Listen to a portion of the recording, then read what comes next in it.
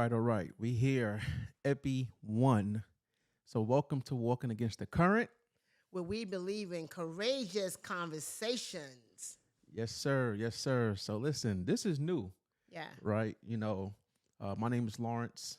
Um, this is my mother, that's what's up. Hey, how are you? I'm Elizabeth. and we was talking about starting a podcast. And let's talk about why we named this Walking Against the Current. Yes, so I have been really thinking about this for some time. I mean, a long time about just getting out here and making a difference. And so, honestly, in my quiet place is when I'm in the shower. Hmm. I mean, honestly, I think that's the only time I get quiet enough that God can speak to me. Yeah. So while there one night, I was just in my prayer and God showed me walking against the current. And I was like, this is it. That's it. He was like, that is going to be your business, your podcast, your new beginnings. And it came up. So the thing with walking against the current, what it means to me is being different, Hmm. not walking in the same direction as everybody else, having the courage, the strength to walk against the status quo. And that's kind of where that name was birthed. Yeah. And walking against the current to me, like you said, is just being original.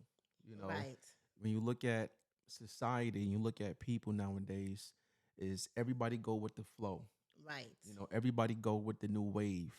A pair of sneakers come out, you see everybody with the pair of sneakers. That's right. So it's like nobody know how to be original, and then those that be original, it's almost like you're castrated for being original, and it's frowned upon because now you're different. You know, That's right. and it's not like oh, this person's not they going against the norm. They're not doing what everybody else is doing. And I always been different, and I always walked against the current. And it's my mom in school, on jobs. So That's right. this is a perfect name for what we got going on. I think that's good. I think that's really good. And that's what we're striving towards to for people out there to get the courage to say, I don't have to be like everyone else. I could be the game changer. Hmm. And that's kind of what we are going to do. We're going to change this game. That's right. We're going to help you walk against the current That's so you could be original. You know what I'm saying? that's But this is beautiful because um, people always ask me, man, where do you get your zeal from, your courage, just your aura? And I'm like, man, my mom, she's really a big factor in my life when it comes to different things that I've done. Being 31 years old, you know what I'm saying, and I've accomplished a lot. yeah. And I think a lot of times we don't give ourselves credit for the stuff that we've done, and give people the credit for what they done for us. So definitely want to thank you. All right. You Give 'em know, my flowers. yeah, give you your flowers. Give you your Hey, flowers. I take that. I take that. I take that. Give you your flowers for just instilling in me hard work. How to be a man, how to take your responsibility. I mean, me and one of my Dion, we was talking today about just how you and his mom growing up you were so tough on us, Right. you know and being 16, 17, even 14, 15, some of my friends was able to go to parties. They didn't have no curfew, and I had to be in the house when the street light came on. That's right. You look out the window and be like, all right, now it's time to come back in. And at that time I couldn't stand it, but it instilled morals in me, it instilled values in me, it instilled structure that I'm able to pass on to my children. And that's super important to have that, as a man in America, because today's society, so many people are walking with the current Oh yeah. and don't know how to, separate that. And that was my goal because when I first had you, I was 21. And one of my biggest goals was he's going to be different. He's not going to be like your average Joe. And so I worked really hard to make sure that happened. I wanted you to be proud in your skin, in your being, who you are. Hmm. And so we'll get into some of those other topics later, but one of the things that I was really striving towards is that you was comfortable in who you was as a man. But you had to have the tools to get there. And one of the things I made sure you understood really quick is the importance of reading, Mm-hmm. the importance of respect, honor. And those are the things that I really, really honed in on to say, no, he's not going to be like the average person. So I'm thankful that I'm alive to see the success that you are. You know what I mean? And I get to enjoy it with you. Like this is what it is. You know what I'm saying? Yeah. I really get to enjoy that and just see the fruits of my labor. Yeah. So that's this is what we doing. Yeah. So let's talk about that. I'm 31 years old. You want to share your age? Yeah, I'm 52, looking good too. I might add. 52 years old. You had 52 me. years young. And you had me. How old was when you had me? I was 20. Well, actually, I like to say 21, but actually, you was born in July. I was going to be 21 in that September. So I would say I was 20 and a half. 20 and a half. And, because people don't know who we are. So, we're from New York. I was born and raised in New York. My mom was born and raised in New York as well. And she had me at 20 and a half, turning 21, a young mother. So share that experience. How was that? How was those emotions and, being 20 and a half years old? Oh, man. So first I had to deal with my moms. That was a challenge. My mom's wasn't, I was in college, so she definitely wasn't happy about me being pregnant, and that was a challenge. But I gotta say that I hate to say the ancestors put something inside of me, but I'm gonna say that because I had a strength, Yeah. and I had a courage that I was gonna make this happen. And even though me and your dad, we are the best of friends today, Mm-hmm. our relationship was in a situation that wasn't where I would have liked it to be. Yeah. But I persevered, and I was like, I'm gonna do this. You know what I mean? Going through school, going through college, wasn't easy, and I made some mistakes, but my goal was this is my son, and the whole world knew. My girlfriends will tell you right now, they be like, nobody mess with Elizabeth and her boy. So, right. my goal, I had a goal for you. I definitely did. My struggles was real during that time. You know what I mean? But me and him was like two peas in a pod. We did everything together. Yeah. So one of the things I kept saying was, I gotta broaden your horizons. Yeah. I didn't want you to be the average kid in New York City. So, and let me tell you something about this boy. He was lazy. I'm gonna tell you right now. Either he was lazy or he was spoiled. Because I'm telling you, he had a swing. This boy would swing in his swing himself. You know how normally babies, when they get ready to get in the swing, they can't do nothing? Well, he got in the swing and never wanted to get out the swing. I got video of him. I might have to add it in here when he was swinging himself. And he was my baby. So we lived in Staten Island. That's where we lived. And I was like, we're not going to stay on Staten Island because Staten Island didn't have all the things that Manhattan and Brooklyn had, Mm-hmm. So I was like, me and my boy, he was sometimes like 4 years old in a stroller. We catching the city bus, taking the ferry, getting to Manhattan to do some of the things that I felt was going to broaden your horizons. So I was a big on getting him out there to the museums, learning about his culture, making him proud of who he was as a Black man, making him appreciate that, love that. And another thing I did was read a lot of books to him. I gotta tell you that story about the time when I first started off with him, I would just read him regular books. Yeah. And books that I would find readily available in all the stores that I would go in. So I had one of my clients at the time, he was like, I'm selling some books. And I was like, okay. And predominantly the books were African-American faces. And I was like, okay, this would be peace. This would be great for me to read these books to my son. And I remember the first time I read the book to him, he was like 3. And he was like, in a character in the book, kind of looked like me. I kind of look for pictures that look like us, books that look like us, that was animated that he can relate to. Mm-hmm. And as a result, it was a princess, an African-American princess. And he said to me, Mommy, that's not a princess. And I was like, what do you mean it's not a princess? And he was like, she is not white with red hair. And I was like, what? What is this boy talking about? Yeah. So that is how I first understood how you identified, and what you identified as beauty and what you identified as status. And that's when I was like, oh, okay, we got to change this game. And then I actually sought out nothing but African American children books. And Mhm. every once in a while, I'll sprinkle other books in there. But I needed him to understand that there were doctors that looked like him, there were princesses and kings that looked like him. So that's where that journey started with you. And then this boy, he was so excited for that books. And I mean, he would be sitting down at night, like, read my books, read my books. And to the point where he memorized the books. Yeah. I mean, he would get to the point where he was like, I'll read it to you. Now, you really couldn't read. But I had read it to him so much that he memorized the books.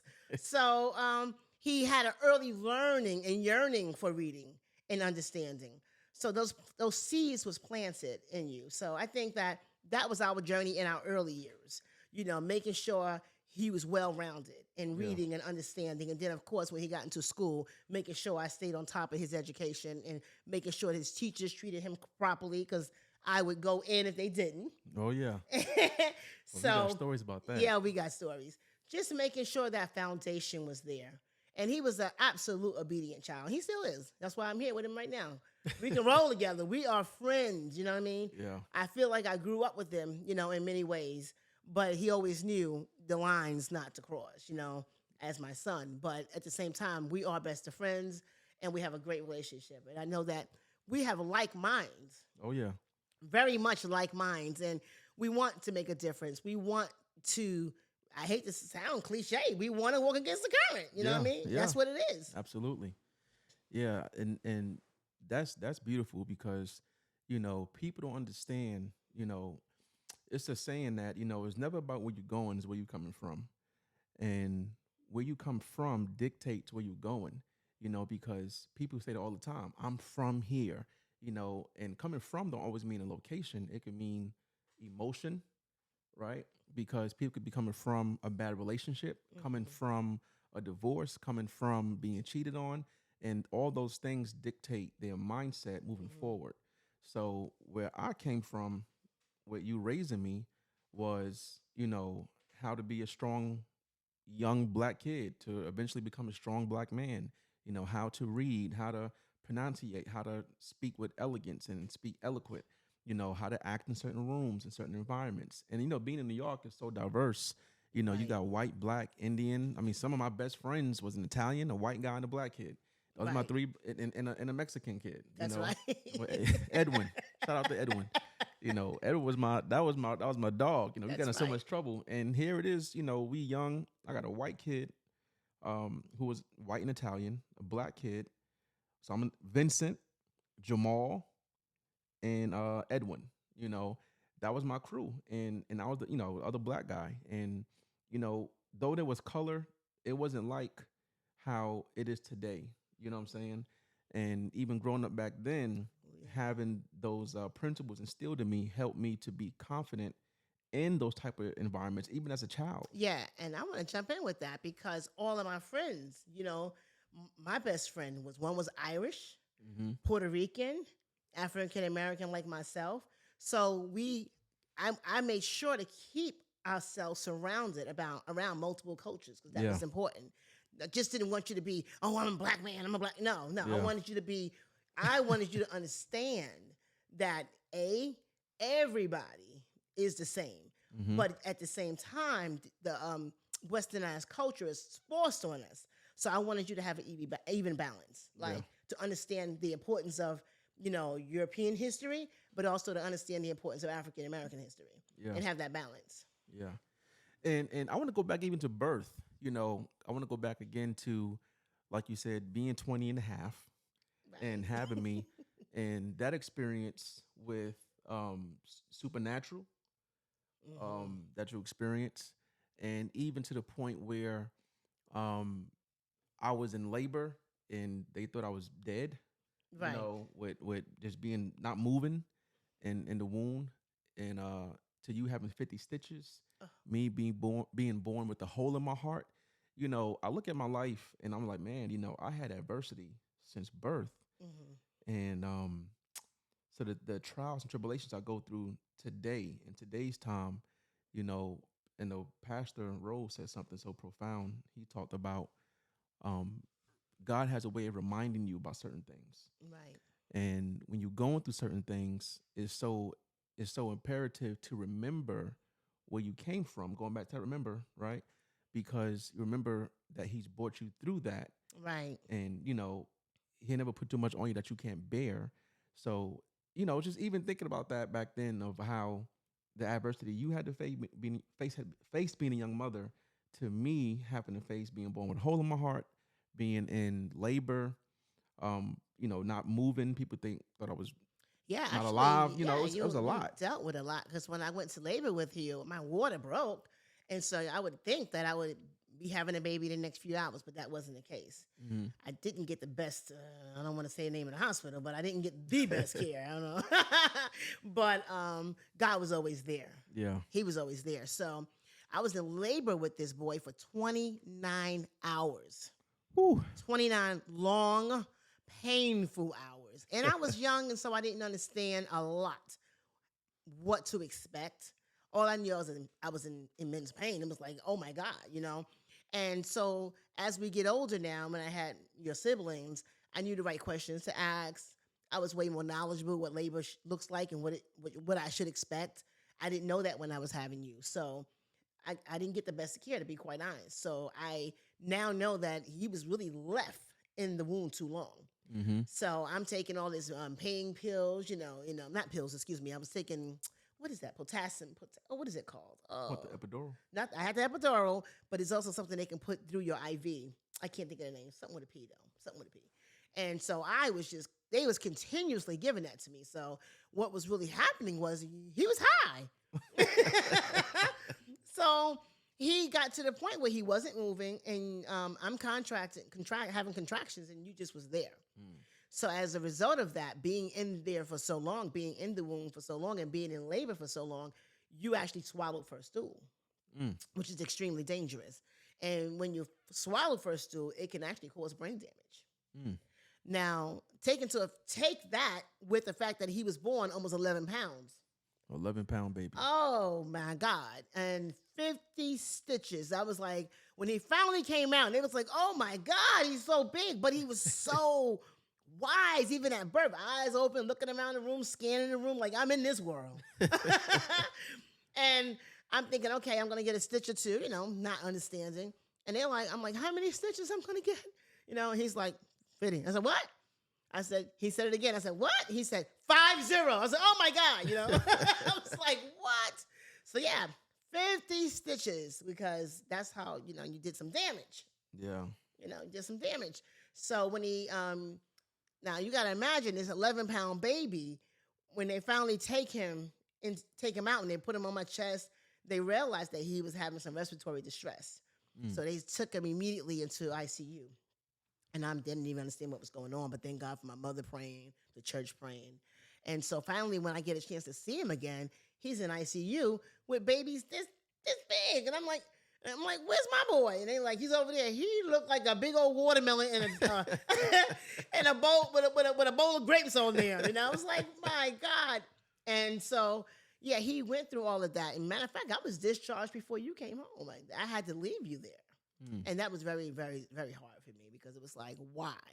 You know what I mean? I didn't do nothing. Well, for 6 days, right? Yeah, but I don't know. It was like at least 3. I'm going to go as far as say 6, but it was at least 3. I believe that tape had like the 26 on there. Oh, it could be. It could be. Because what she did, and I'm grateful for it, and I'm gonna pause that, is that all those experiences, she had a VHS camcorder, the throwback, big cassette tapes, and they literally documented my birth. Yeah. From beginning. I got videos from literally my birth, of me being born, well, not the labor part, but after, when I was in, coming home, all the way up until like almost high school. Oh yeah. That I have videos that I'm able to show my children. So that's something that we kind of like still do with my kids. I record them now so they can see themselves when they was babies. It's amazing. Up until now. And I'm grateful for that because I'm able to see myself at that age, see how I was acting, see all those things, to understand, the love I had, loving mother, loving father, loving community, my grandmother, grandfather, everybody that just, took ownership in raising me. And just, it's just beautiful to see that. All the people who's no longer here Oh today yeah. that's passed away, just seeing them in videos, so it was a beautiful thing to see. But like you said, me being in ICU for a certain amount of days, God, I believe the tape is It could have dated been. It for the could have been. 26th. So, You might be right because I actually stayed in the hospital with you for at least the first 3 days mhm. because I didn't because when I was thinking like I shared a room with someone and I remember thinking like, No, oh, 27th, it's wow. 7 days. Okay. 'Cause Ooh. I And that's remember completion. Isn't that something? completion. 'Cause I Hmm. remember telling somebody my birthday's in the 7th month, and I came home 7 days after being born because Wow. I was born on the 20th. Yeah, because I was a little depressed during that time, first baby going through all of this. And like I was gonna say earlier, I had somebody in the room with me, and her baby didn't have any complications. So they're bringing her baby in every 2 hours, and she's holding her baby, and I'm looking on the other side of the curtain, like, oh man. Yeah. But let me tell you how good God is. I went out 'cause I had to physically go visit you. They wasn't bringing you to me, so I had to go to the ICU to visit you. Mhm. And I was walking one day. I was down. I was depressed, and there's a lady standing by the window. I'll never forget it. And she just spoke to me words of nothing but encouragement, Mm. nothing. And she said, "You're going to be okay. He's going to be okay." And I mean, I immediately felt like a supernatural peace come over me. Mm. And then it seemed like when I turned around, she was gone. I was like, what in the world? At the time I didn't understand that. And I was like, oh my God, could she have been an angel? I mean, listen, Yeah. you know what I'm saying? Yeah. But all I remember is that I never seen her again. She Supernatural couldn't is real. explain to me why she was there. I asked her questions. She never said she was a grandmother. She was just there on an assignment Yeah. to give me the peace that I needed to get through this because it was a tough situation for me, because me and dad wasn't together. So I'm battling this, you know Yeah. what I mean? And then my baby's born, big old healthy looking child, but he had some serious things going on, respiratory, and all that. So either way, when I went to visit with him, each day I would go there, we would pray. Dad was there. I don't want to say, I don't want this to get out because he was there now. Yeah, he was there. He was definitely by my side through this process. You know what I mean? I thank God matter of fact, he's by my side throughout your whole entire life. Mm-hmm. We was able to co-parent. So that's another thing we can talk about, how even during those days when we were not together, we managed to stay civil enough and loving enough for you to say we're going to be great parents to you, even though we wasn't together. Yeah. Yeah. Yeah. Yeah. And going back to even before you went to labor, you had a dream. Oh, yeah, another supernatural experience. My great grandmother and I, she's given me throughout my entire life, she had told me some supernatural experiences that happened to me when I was a baby. I won't get into that. But we had a very, very special connection. And I got to tell you, my great grandmother, when I was born, was at least 80. And so 78, 80, she was, much older. But we had a special bond. And so during that time, I was so, like I said, I mean, I was depressed, and I never sleep in the dark. Never, even to this day, I don't sleep in the dark. You never did that. No, I'm not doing that. So I remember that night, I knew something innately in me said, cry out to God, because I didn't have the best relationship with God at that point. But I had the Bible on my stomach. I was praying. And that's another thing. They had told me you was going to be born on the 15th of July. So now here we are, like July 16th, 17th. I'm like, where? Come on, man,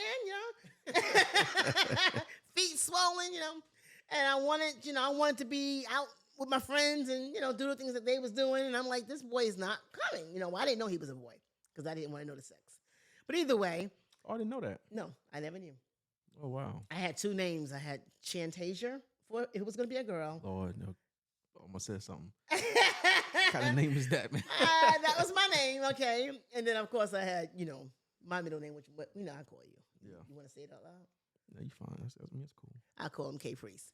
And he's known in the family as K Priest. But either way, make a long story short, that night, while the Bible on my pregnant belly, I wake up And I know I was up to a vision of my grandmother, just a face, speaking to me, just her face. And it was almost like you would see in a cartoon. I hate to say it like that, but it was a circle. And she had white on, and she spoke to me. And she said, "You're getting ready to have this baby. It's going to be a very tough labor, but you're going to get through it." Like she was just preparing me Mm-hmm. for what I was about to endure because it was a tough labor. It was absolutely a tough labor, but she told me no matter what happens, you're going to be okay. And the baby's going to be okay. And just like that, it was gone. The image was gone. And I woke up and like I said, I looked around the room and it's pitch black. I'm like, oh my God, what just happened? And so, true to her word, maybe about 3 days, 4 days later, I went in labor and I experienced that tough labor and that experience with him. And she was almost like a pre warning of what I was going to go through. Mm. So, I mean, I can't explain it. Only thing I can say is it was supernatural. Yeah. But you had a purpose. Yeah. Yeah. I had purpose. Um, man, every time I hear those type of stories, and even being able to, it's one thing to hear about it. Obviously, I wasn't there. With those experiences, but the after effect of seeing myself, like me watching myself, um, come home from the hospital on video. Me watching myself, with the complications, different things of that nature, and then watching myself evolve over the years and talking and speaking and running and laughing, just watching how smart I was as a baby. Oh yeah, he was smart. Oh, he was very smart, Yeah. and he listened very well. He was, like I said, he was a very playful child. Very playful, and I was too. I mean, he was my first child, so we would play basketball together and just do those things together. We had a very close relationship, and I just wanted to make a difference in your life. And one of my main lines that I always told you is, "What you do now, Determined what to get to do later. I determine know. what you get to do later." And that line has saved me, so many times, from adolescence to growing up in middle school and high school, because you was a tough parent, man. Yeah, but I always kept it real with you though. That's one Yeah. thing you can say. Like I wasn't like one of those mothers that didn't speak the truth to him. Oh yeah, yeah, you definitely. I spoke truth, and sometimes it was hard for him to hear it. I told him about them girls Yeah. and what not to do and things like that. Like I didn't source it up. I was raw. She whatever street term is out today, whatever street terminology that's being used for sex, for drugs, she used whatever the streets was using to speak to me. So it wasn't like, we didn't say stuff like a penis wasn't a pencil, Like Yes. it was what the streets called it, what society called it, for my age. So it was uncomfortable to hear your mom breaking stuff down like that to you, but it also helped me because the reality is you heard it anyway. That's right. In the streets from your friends, from your peers. That's how they spoke. So to have a mother that spoke real talk, like, hey, don't let these girls do this to you. Hey, look out for STDs and different things. STDs are real. That's right. Having a baby young is real. Right. So we had those real tough conversations. And, now me being a father and, my oldest daughter, I got 3 children. I have an 11-year-old that's about to be 12. And that's my daughter, my oldest.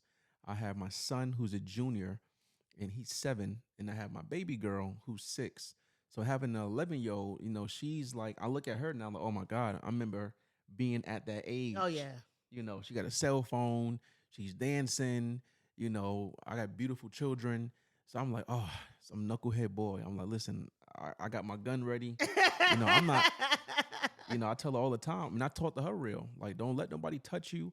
If anybody, I don't care who it is. I don't care if it's, your uncle, your brother, your granddad, the pastor, whoever, because that stuff is real. Absolutely. And many people walk with the current with stuff like that, and especially in the black homes, but all homes. Those are the things I wanted to impart in you was to understand, because I understood that with trauma, the right type of trauma, it can hold you hostage for the rest of your life if you don't get help. Mm-hmm. So you definitely don't have time in this world to play around and sourcing stuff up. You need to be real because the streets are real. Yeah. They're not sourcing it up for you. So those were some of the things that I knew he needed to know, and the rest of my kids needed to know. I didn't play with him. All of my kids. Yeah, I didn't say I have 3 other children, and I have a beautiful daughter-in-law, his wife. So we have a great relationship, and I think our relationships are just transparent. Yeah. That's how you raise kids, in my opinion. You can't source it up. You have to be real. Because, at the end of the day, people respect honesty. Yeah. And people respect transparency. Yeah. Like, I don't want to get on a camera and be like, well, yeah, I did. I want to be real. Yeah. Because that's what people respect. And that's why we wanted to do this, because I know that we have a message. Oh, yeah. I know that we have a message to change the paradigm out there. Yeah. And if for me, having a mother who is able to be a social butterfly, and my father, he's also, a businessman, able to be a social butterfly. That's just naturally in me. Right. So, it's just funny how, watching you two, and then me having those same, that same aura, same skills about myself, to where I'm in certain rooms and people just naturally gravitate towards me. Right. And I'm able to just, no matter what room I'm in, what environment, what setting, I just be myself. That's right. I truly walk against the current and be myself. People be like, man, you said that you said this. How can you say that to him? Do you know who he is? I'm right. Like, he's a man just like me. That's right.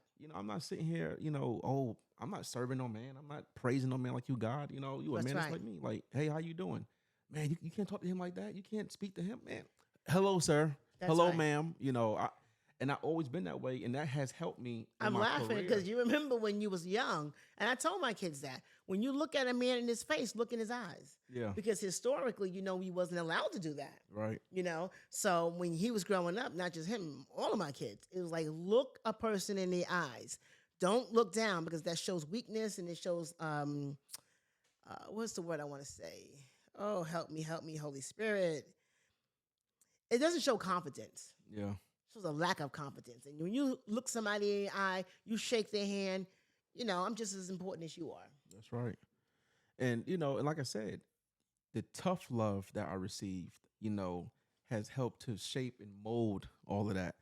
It's been times where I play sports, I play basketball, ran track, and I couldn't have a C. I could only have A's and B's. I couldn't have a C. And I'm like, man, C's and D's get degrees. And it's in funny. College, baby. Now that I'm 31 years old, now she's like, yeah, in college, C's and D's get degrees. But in high school, and I get it now, because when I graduated high school, I had all these scholarships. I could have went to any school I wanted to go to. I graduated with like a 3.4 GPA, 3.5 GPA in high school. I worked all throughout high school. I played sports. But anytime my grades would slip, you would take my phone. I remember a time you literally told my basketball coach he can't play right now. Right. He has a C, and my coach is like, he's passing. Right. And you like, well, we don't do C's in my household, only A's and B's. Yeah. And I think I got a C one time in Spanish. And he was like, I don't care. And I'm like, it's Spanish. And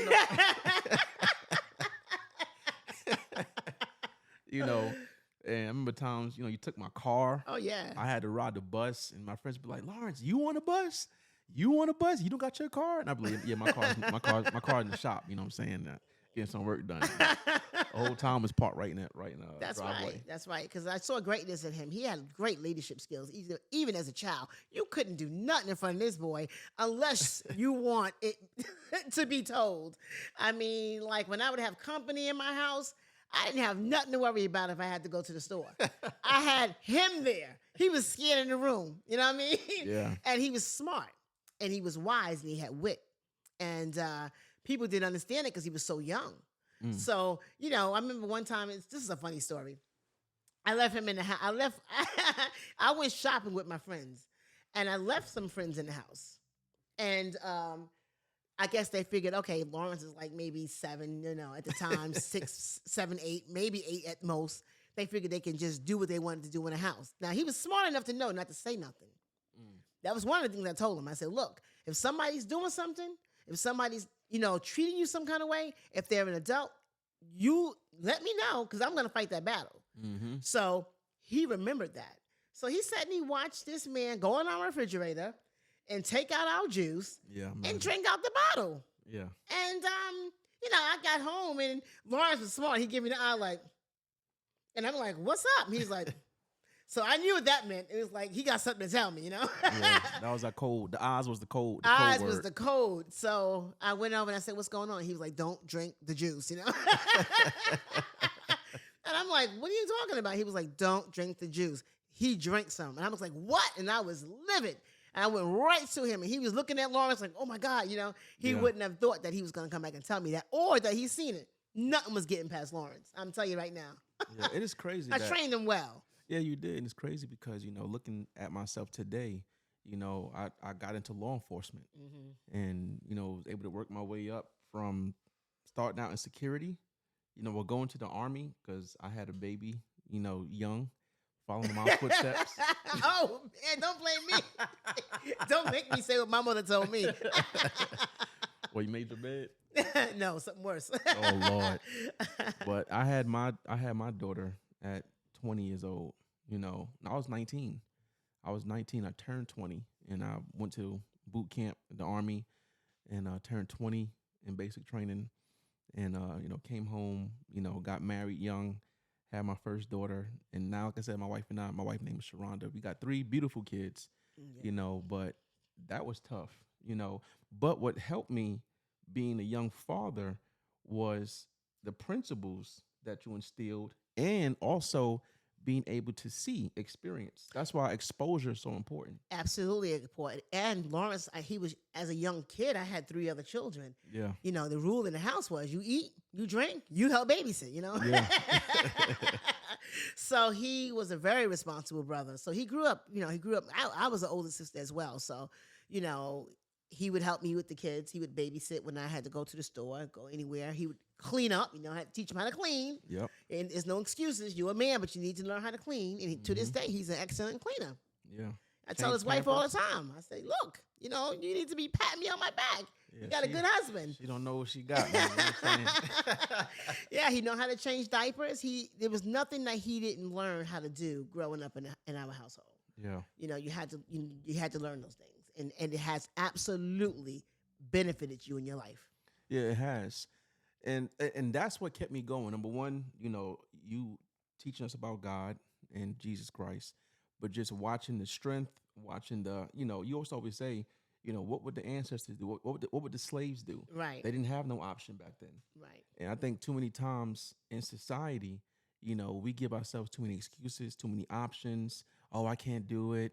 I tell my kids all the time, I don't want to ever hear you say what you can't do, because you could do whatever you put your mind to. But it's like when you look back at people back in the days who had no option, even people today who don't have no car, they walk to work, they take a bike to work. You know what I'm saying? So you do what you have to do when you have to do it. So watching my mother, work 2 jobs, having to take the city bus, walking miles. We walk miles, Laundromat days. Yeah, walking laundry to the laundromat, right. at no car, taking a ferry to Manhattan, having to stay awake. It was a lot. So having to experience that, that's why, like now in my business, I own a firearm business called hityourtarget.net. I do firearm training. I do coaching. We are now doing coaching. We're walking against the current. We're coaching people on how to walk against the current. But that's why exposure is so big when it comes to belief, because you have to experience things. You have to literally stretch your mind. So my mind was stretched at a young age to see a level of discipline, to see a level of grit, to say, hey, I got a son. I can't quit. I can't say, woe is me. So being a young father myself, it was like, hey, I got to do it, and I was able to do it at 19, 20 years old in college. Now I sit here 31 years old with 2 master degrees, no, not just one associate's, not just a bachelor's, not just a master's, but 2 master's degrees at 31. And it was hard being a husband, being a father, being a provider, having 3 children, having a wife, man, I thank God for my family, because even me buying my house, my mom, my grandma, my family helped me to get that house. I remember my wife and I was, and I'm just sharing this because it just talks about transparency, and it talks about just, where you coming from in your circle, your environment, and having that wisdom around you, and I shared this with the church Sunday. because we talking about how in the black community, and not just the black community, but just socially, it's frowned upon to go back. Right. You know, like, oh, if you got to move back home, oh, you a failure. Right. If you got to go back this place, you a failure. But sometimes it's benefits in going back. Right. You look at other cultures. Sometimes they stay in the house they're 30 years old That's right. and save money and go buy their house cash. That's right. But a lot of times in the black community, that's frowned upon. You turn 18 years old, you grown. I'm moving out. I'm getting my I apartment. didn't believe that. And I did that, and I failed miserably. And even being married, Sharonda and I had to move in with her parents. Right. Once upon a time, my grandma had a mobile home that she allowed us to rent from her. Then we finally got our own apartment in Harbison. Thought we was doing something. Yeah. Then we moved back to her mama house. Then it was a period where I was working at the Department of Corrections. Right. And it was a period where I literally went homeless. Right. Sharonda had to move back to her parents' house. I lost everything. Contemplated suicide at that time. Because I just felt so much pressure on me. Right. And I thank God for y'all being there, and y'all took me out to eat that night and just talked to me, prayed. But I was going through it. Right. And every stage of my life, God has put people in my life to truly help me. And I'm gonna share that story about a guy named Sandy Dugan. We still talk to this day. But even us buying our house, we had got a beautiful townhouse in Lexington, and and grandma was like, man, y'all renting, paying us money for rent, y'all need to be owning. Right. And I was like, you think you grown, you don't want to hear nothing from your grandparents and your mom. So thank God I listened. Right. Thank God for obedience and humility and being willing to listen and being able to have the know-it-all to say, hey, my mother, my grandma, these are all homeowners. These people got money. I don't have any money, at that time. So let me be obedient and listen. And we literally bought out of our lease and moved into my grandma got a 4-bedroom house, beautiful home, and she gave us 1 bedroom. I didn't give you that. Yeah, my mom said no, y'all ain't come back here. Too many of y'all. So thank God for my grandma. Bonnie. Shout out To my grandma. Shout out to Mom Dukes. Because she was like, listen, because my grandma always believed in ownership, and she's in our family, she's the most frugal and has the most money. That's right. And she said, hey, you guys come stay with me. Y'all can have this 1 bedroom in my house. It was me, my wife, and 3 kids in 1 bedroom. And we stayed there for 6 months. Yeah. Stayed about 6 months, and we saved some money, and we was able to purchase our house, at 25 years old. I was 25 years old, and my mom helped me, my grandma helped me, and my dad helped me. He added me on his credit cards as an authorized user to help build my credit. Right. So it takes a community, it takes a village. Absolutely. And we was able, and to this day, we still have our house, and now we owe less than $100,000 on our house. That's right. It takes a village. It takes a village. And that one property that we got at 25, we've been in the house now since 2018. Now if I sold that house right now, we'd make $150,000 in profit. That's great. Because of the equity and the market value. So it's just the importance of walking against the current. Because had I walked with the current, I would have said, no, I'm not moving back home. Like, that's crazy. I'm 25 years old. Right. Got my own family, got my own place. In one room with 5 people? In one room with 5 people, But I was obedient. I walked against the current because you got to be able to have vision. And what did I say? What you do now determines what you get to do later. Yeah. And you make the sacrifices now and be obedient, and now you was able to obtain a home. Now, the one story I'm going to share. And yeah. Now, I was going to say, how long are we going to share tonight? I say we go about 15 more minutes. Okay. All right. Don't get bored, y'all. Hang in there. Yeah, like I said, this is episode 1. So, we're just introducing who we are. Introducing who we are. This is raw, uncut. Probably not going to edit much stuff out this clip, But there's one story I want to share. And it kind of touches on tough love, and it also touches on desire and grit. My mother's always tough on me. To this day, she's still tough on me. But I appreciate it because it helps me to stay grounded, But it was one time I I was working at the Department of Corrections, and I was selling life insurance. And I was literally, I always had an entrepreneur spirit. My friends laugh at me today because when we was in middle school and high school, they would be like, yo, Lawrence, let me get $1. And I'd be like, yo, if I give you $1, it's going to be $2, you know what I'm saying, next week. I'm taxing. I need interest. If I gave you 50 cents for some fries, it was $1 next time. I always been like that. I sold candy in school. I sold juice You got in a lot school. of that from your dad too. Yeah, sold some other stuff too. But you ain't gonna talk about that. But I was always a hustler. I was always willing to. I always knew it was more. I always had desire to be a multimillionaire, to be an entrepreneur, to be a business owner. You did. And that's always been in me. Yep. So even working a job, I always wasn't afraid to go out there and risk money. I wasn't afraid to go out there, and we're gonna talk about money. Type of money I invested in 2023. Lord have mercy. But this one particular story I want to share was when I was working at the Department of Corrections. I started that job at 20 years old. I was a cadet, and I worked that job for 2 years. And I met a guy in Greenville who did life insurance with a company called Primerica. And I looked at him as a mentor at the time, like a father figure. And he helped me a lot with instilling, and cultivating me with business. And it got to a point where I was 21 years old. This was like 2014. I was 21, 22 years old. And no, I lied. I started at 20. So I was 23. I was 23 years old.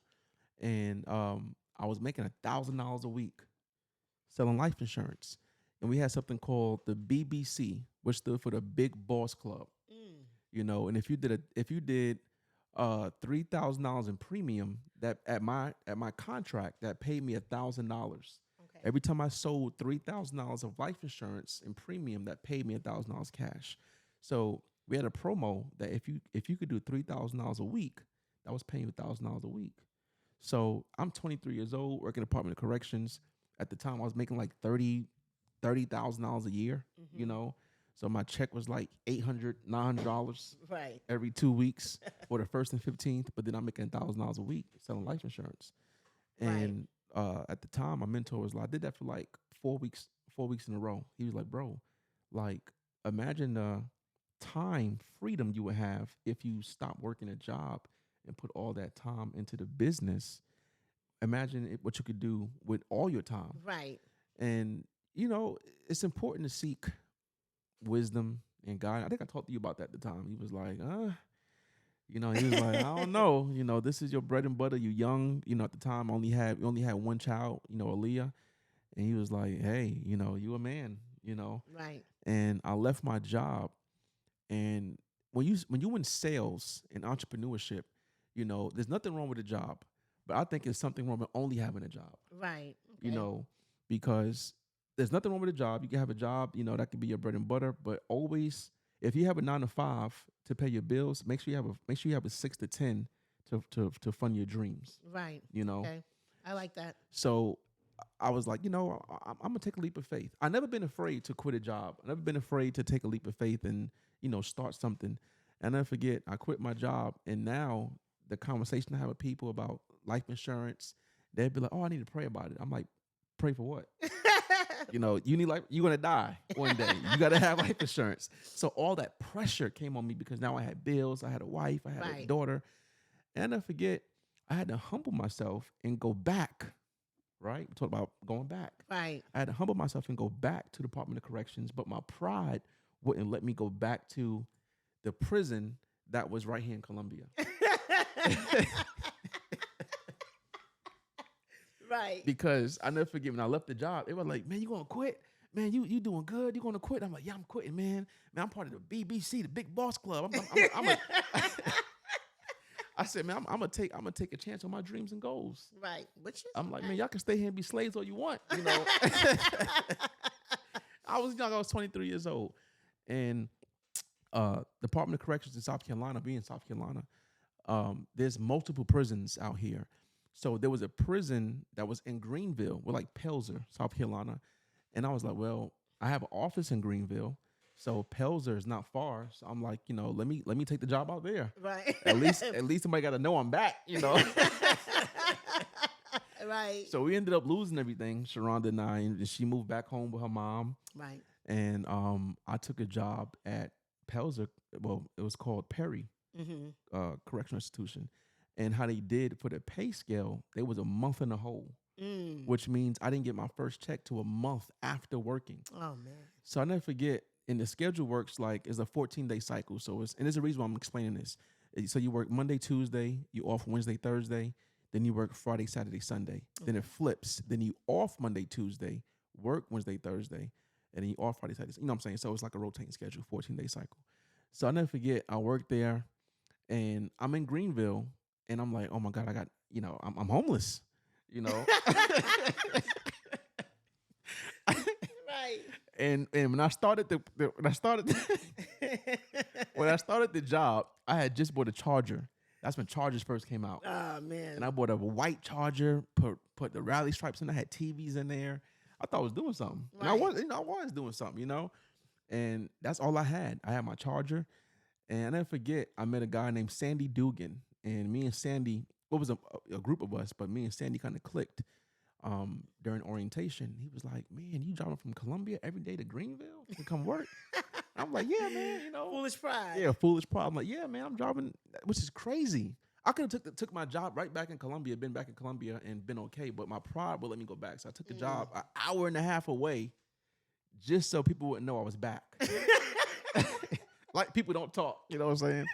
So Sandy was telling me about his situation, how, he was going through some stuff at the time. He was going through a divorce at the time.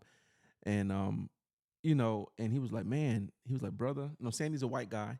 He was like, man, brother, man, I'm going through a divorce. He said, I got a small place here in Greenville. He was like, man, if you need somewhere to stay, you're more than welcome to. He said, I don't know you, but you seem like you're a good guy.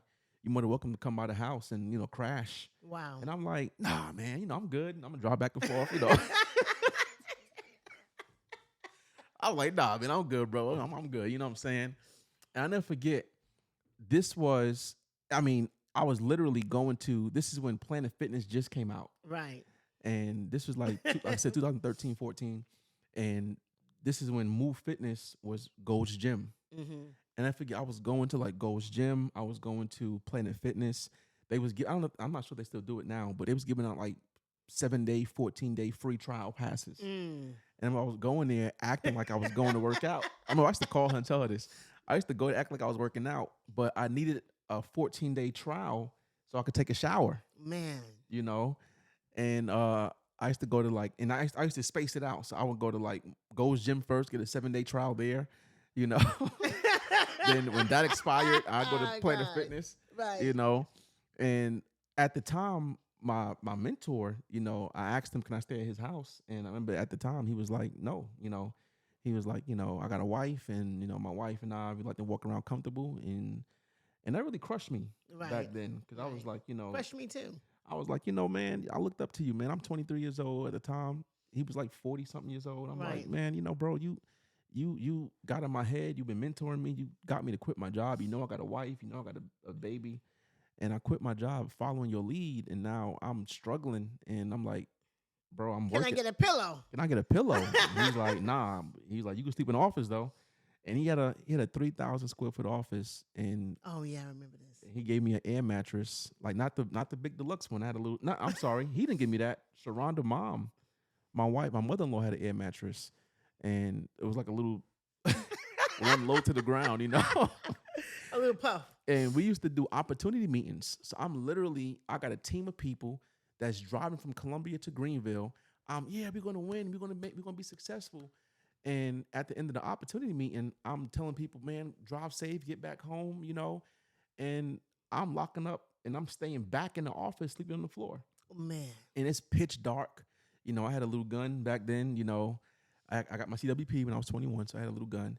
And I had my gun with me, and I'm scared in the 3,000 square foot building by myself, 23 years old, sleeping on the floor and getting dressed, taking little showers in the bathroom when I didn't have enough gas to go to. Bird baths. Yeah, bird baths. I didn't have no gas to go to sometimes. I only had enough gas to go to work. And I'm going to fast forward now. And thank God for the Carters, Lily Carter and her husband, Robert Carter.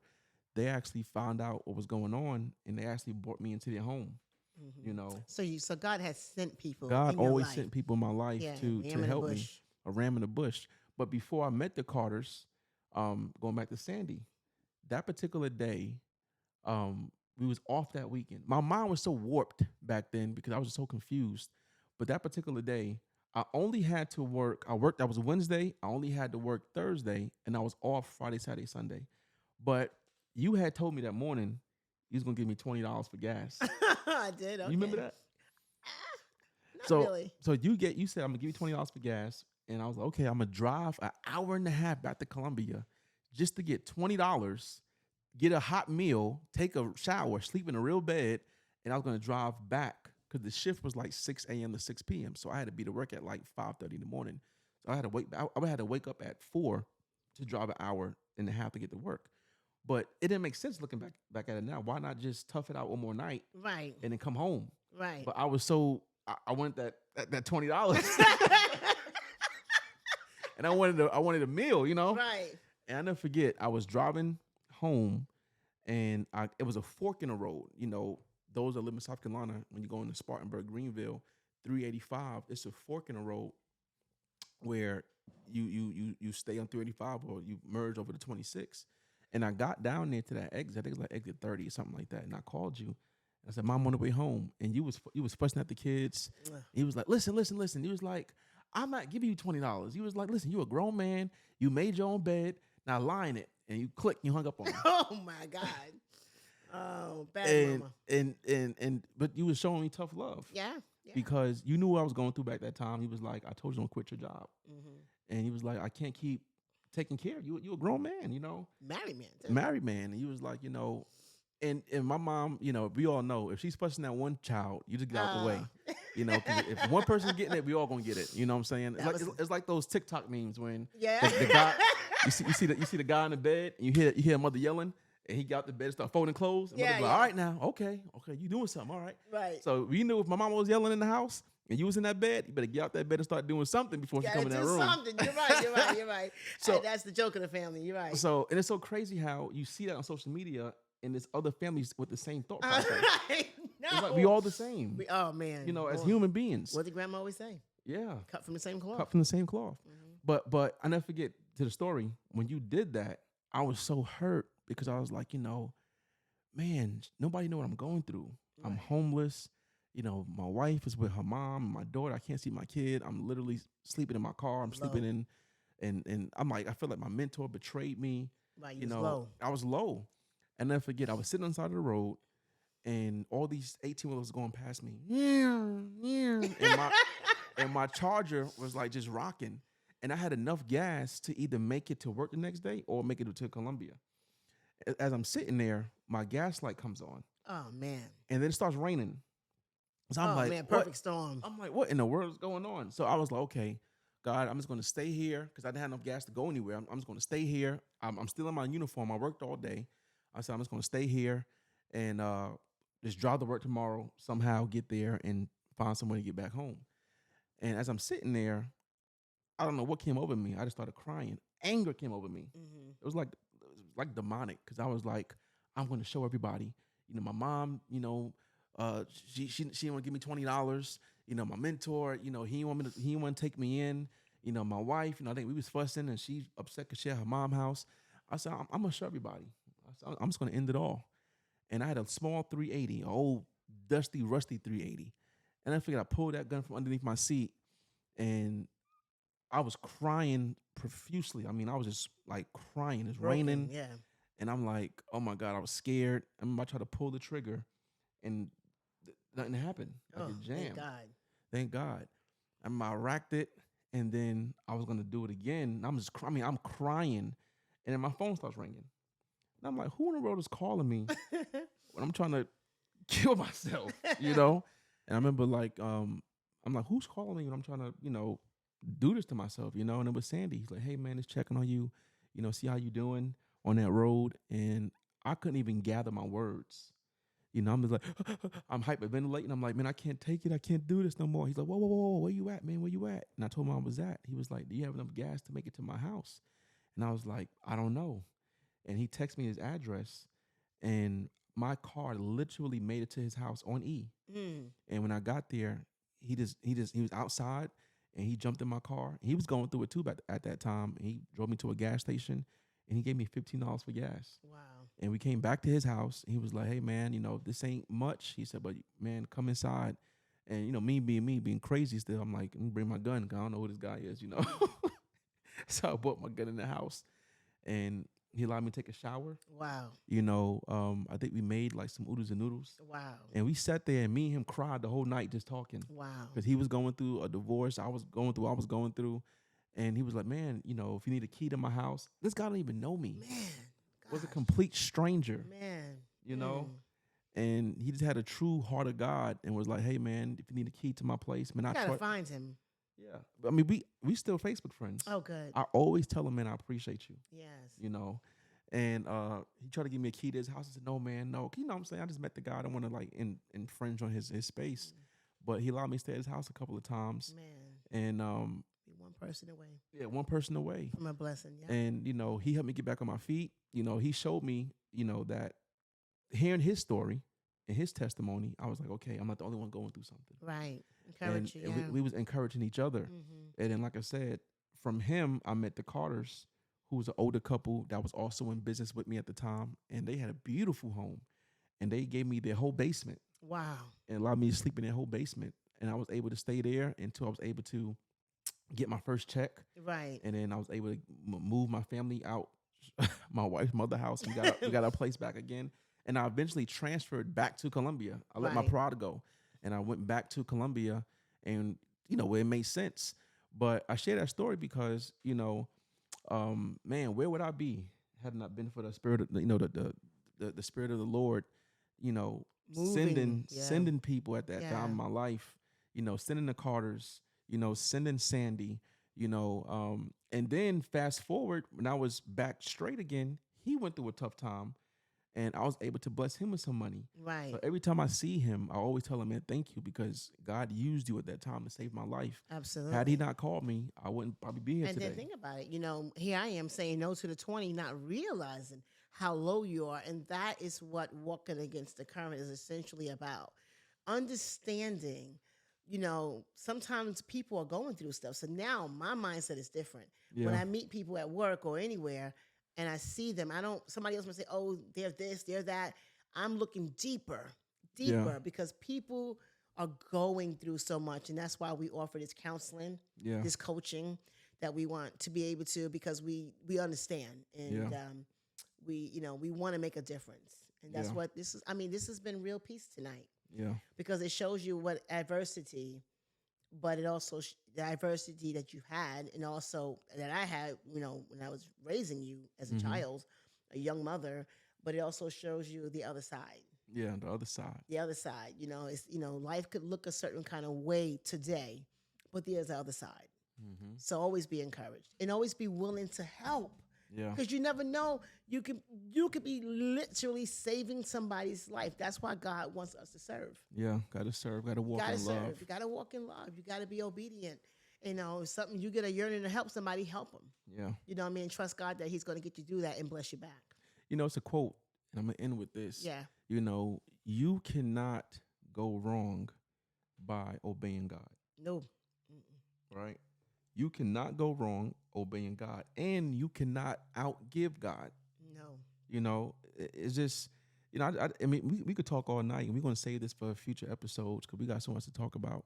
But this has truly been A great experience. good And experience. I want to just jump in with one quote too. Love never fails. Yeah, Love never fails. It always wins. that's right. That's right. So listen, we want to thank y'all for tuning in. That's right. On Epi 1 That's of right. Walking Against the That's Current. right. We glad that you're here with us. We hope you enjoyed it. I had the pleasure of having my mother as my business partner on this journey. So many people don't have their mothers today, so I'm super grateful and humble to have my mother. We have my brother, Sam, behind the camera. That's right. So That's we right. want to shout him out as well. But That's it right. takes a village Takes a village. to truly build this. And I just thank God that God has instilled this in me to want to become an entrepreneur to help, create wealth and legacy for generations. This is generational. Got my mom, got me, got my brother. I got my children. So I just want to thank y'all for tuning in to Walking Against the Current. And we got plenty more episodes Oh to man, come. so much more. And like I said, we believe in courageous conversations, That's right. That's walking right. against the current. Thank you again. Thank y'all.